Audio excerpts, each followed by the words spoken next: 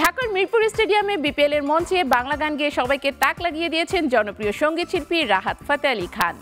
কিভাবে শিখলেন বাংলা তিনি, চলুন জেনে আসি।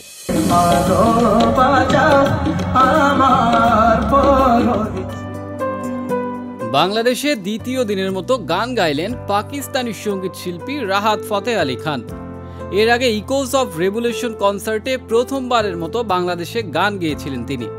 এবার বিপিএল এর মঞ্চে গান গেয়েছেন রাহাত ফাতে আলী খান। হ্যালো বাংলাদেশ, সবাই কেমন আছেন? I am Rahat Fateh Ali Khan. রাত ৯টায় মঞ্চে উঠে পাকিস্তানি সঙ্গীত শিল্পী বলেন, ভালোবাসা বাংলাদেশ।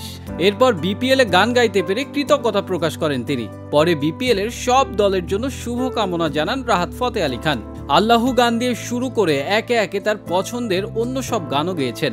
গানের এক পর্যায়ে রাহাত ফাতে আলী খান বলেন, এবার আমি বাংলাদেশের গান গাইব।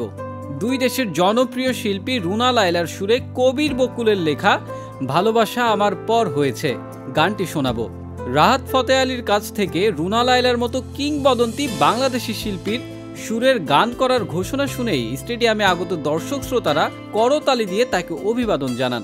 রুনা লায়লার সম্পর্কে রাহাত ফাতে আলী খান গণমাধ্যমকে বলেন, রুনা লায়লাজি হচ্ছেন অসাধারণ একজন কিংবদন্তি। বাংলাদেশ এবং পাকিস্তান দুই দেশে তার তুমুল জনপ্রিয়তা আছে। আমি তাকে খুব সম্মান করি, শ্রদ্ধা করি। তিনি আমাদের অগ্রজ। আমি রুনা লায়লাজির সুরে একটি বাংলা গান গেয়েছি রাজা কাশিফের সঙ্গীতায়োজনে।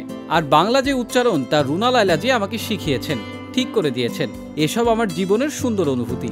Rahat Fateh Ali Khan echoes of revolution কনসার্টে বিনা পরিশ্রমিকে গান গাইলেও বিপিএল এর মঞ্চে গান গাওয়ার জন্য নিয়েছেন বড় অঙ্কের টাকা।